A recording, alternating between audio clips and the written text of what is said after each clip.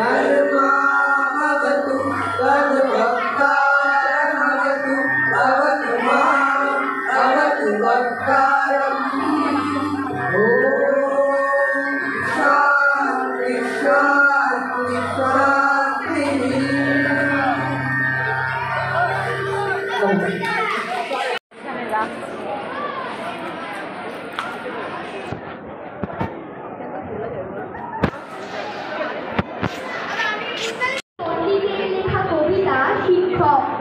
চোখেতে দিয়েছো জ্ঞানের আলো, বুকেতে স্বপ্ন আশা।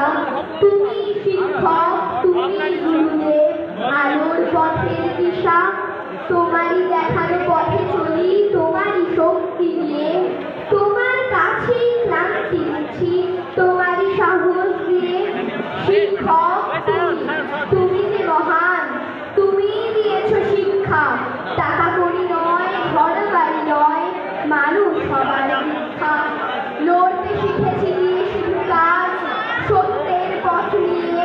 গড়বই মোরা নতুন সমাজ, তোমারই চেতনা নিয়ে। তোমার আশিস মাথায় নিয়ে কলম অস্ত্র শানি, বিপদে তোমার বুক চিপিয়ে লড়াই করতে জানি। তোমার শাসন, তোমার স্নেহে প্রতিটি সময় থাকি। তোমার চরণ শিলা আমার মাথার উপর রাখি। নমস্কার। নমস্কার। লেখক বীরনাথ মণ্ডলের লেখা শিক্ষক মানে শিক্ষাগুরু, মোদের জ্ঞানের দাতা। অন্ধকারে আলোর দিশা, জ্ঞান জগতের দাতা। শিক্ষক মানে সবুজ মাঠে মোদের খেলার সাথী। মোদের হাতে দিলেন তিনি বিশ্ব জয়ের বাতি। শিক্ষক মানে মানুষ গড়ার আসল কারিগর। মোদের কাছে হলেন তিনি খাঁটি পরশপাথর। শিক্ষক মানে মোদের কাছে সুখ দুঃখের বন্ধু। বিশ্ববাসীর প্রাণে তিনি মণিমুক্তার সিন্ধু। শিক্ষক মানে নিয়ম নীতি, মেরুদণ্ড সোজা। চলার পথে উড়িয়ে দেওয়া আদর্শেরই ধ্বজা। নমস্কার। শিক্ষক মানে শিরদাঁড়া সোজা, সোজা থাকা মেরুদণ্ড।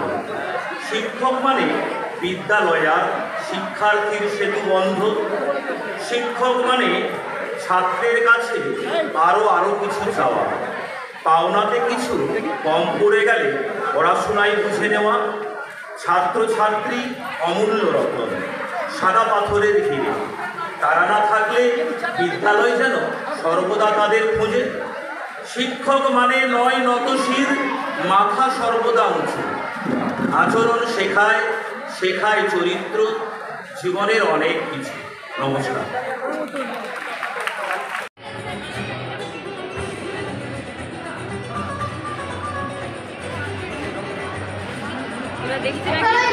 রানী রাজকুমারী, এটা হলো খাঁচা।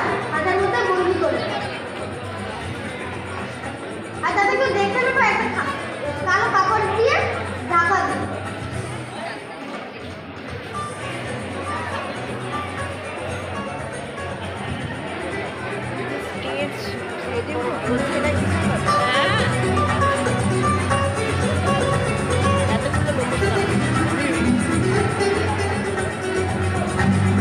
কয়েকদিন পর যখন রাজা তার রাজ্যে ফিরে আসে, তখন দেখে যে রাজকুমারী তো নেই। তখন রানীমা দেখে কান্নাকাটি শুরু করেছিল। তখন রাজা মন্ত্রীকে ডাকলো। মন্ত্রী যখন গোটা রাজ্য ঘুরে দেখলো, তাও রাজকুমারীকে পেল না। সেই রাজ্যে থাকতো এক ম্যাজিশিয়ান, যার নাম সুব্রত জ্যোতি।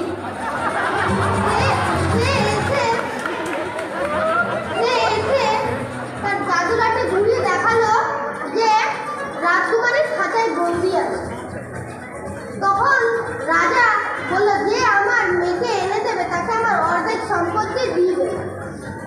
ম্যাজিশিয়ান সুব্রত ছিল অনেক স্মার্ট। সে তার জাদু লাঠি ঘুরি বলল, গিলি গিলি চু। তখনই রাজকুমারী ভ্যানিশ হয়ে গেল।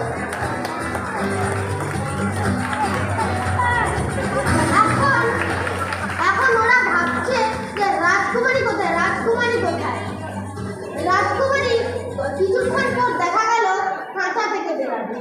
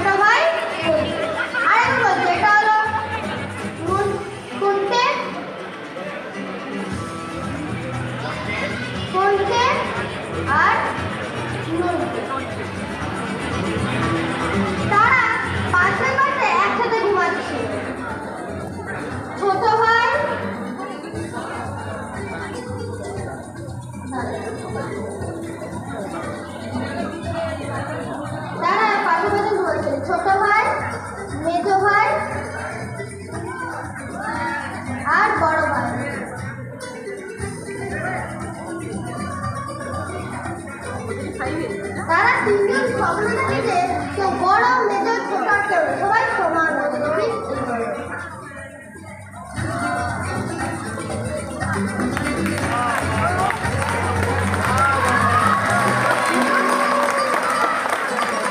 Thank you.